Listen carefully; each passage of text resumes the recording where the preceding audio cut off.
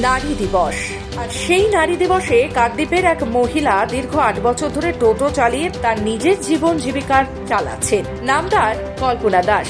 2017 সালে যখন কাকদ্বীপে টোটো চালাতে আসে তখন বিভিন্ন মানুষের বিভিন্ন সমালোচনার সম্মুখীন হতে হয় কল্পনাকে।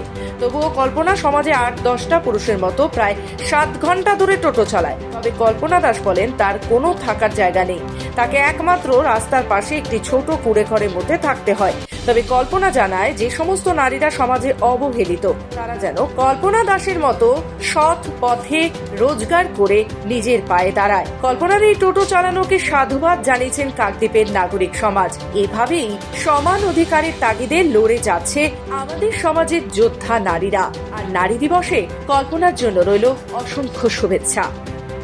নিজের জীবনকে নিজের মতো চালাতে, অর্থাৎ নিজের স্বাবলম্ব হওয়ার জন্য কাকদ্বীপ চৌরাস্তা মোড়ে এক মহিলা তিনার নিজের জীবনকে নিজেরভাবে চালানোর জন্য সরকারের কাছ থেকে কিংবা তিনি নিজের উদ্যোগে লোন চালিয়ে দীর্ঘ 2017 সাল থেকে এখনও পর্যন্ত টোটো চালাচ্ছেন।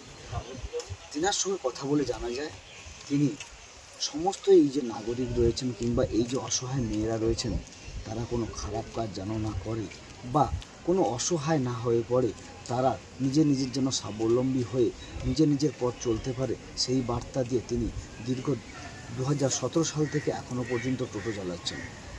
যার বিষয়ে কথা বলছি তেনার নাম হচ্ছে কল্পনা দাস। তিনি দীর্ঘ প্রায় 7 বছর টোটো চালাচ্ছেন। তিনি জানিয়েছেন যে এই টোটো চালাতে গিয়ে তেনাকে বহু সমস্যার সম্মুখীন হতে হয়েছে, তবুও তিনি এই পথ ছাড়েননি, কারণ তিনি জানেন যে অসহায় হয়ে কোথাও ভিড় মেঘে বা কোথাও অসৎভাবে তিনি ইনকাম করতে চান না।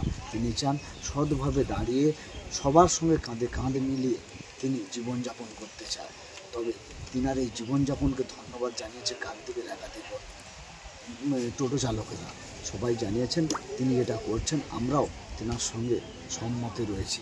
তবে দেখাবার বিষয় যে এই যে কল্পনা দাস তিনি কত বছর ধরে এই যে এত বছর ধরে তিনি যেভাবে টোটো চালাচ্ছেন দীর্ঘ প্রায় 7 বছর ধরে, তারপরেও তিনি কিভাবে তার জীবনযাপন চালাতে পারেন।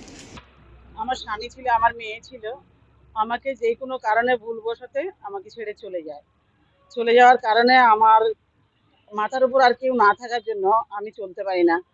কি করব, আমার একটা ছোট্ট একটা দোকান ছিল, এই দোকানটাও চালাতে পারছিলাম না। যেই কারণের জন্য আমি বাধ্য হই এই লাইনে আসতে। আজকে আমি 17 সাল থেকে গাড়ি চালাচ্ছি। এইভাবে চলছে আমার জীবন। আর আমার থাকার ঘরও নেই, জায়গাও নেই। কোথায় থাকেন? আমি একটা রাস্তার পাশে একটা ফুটের জায়গা আছে, ওখানে একটা ছোট্ট মতো একটা ঘর কোনো রকম করে টিন দিয়ে বেড়া দিয়ে ঘর করে ওখানে থাকি।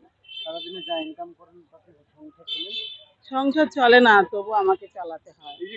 এটা না, এটা আমি লোন করে কিনেছি।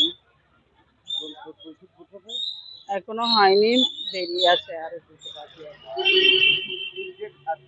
মহিলাদেরকে এই বার্তা দিতে চাই আমি যে যেই কোনো মহিলা অসহায় না হয়ে, ছোট কাজ না করে, খারাপ জায়গায় না গিয়ে তারা যেন এইভাবে যেন নিজের জীবন নিজেকে শক্ত করে যেন চলতে পারে, বাঁচতে পারে। তাদের জীবন নিজেদের বাঁচানোর অধিকার আছে প্রত্যেক মেয়েদের, এবং সেইভাবে চলা উচিত আমি মনে করি। দক্ষিণ 24 পরগনার কাকদ্বীপ থেকে রবীন দাস, খবর বাংলা।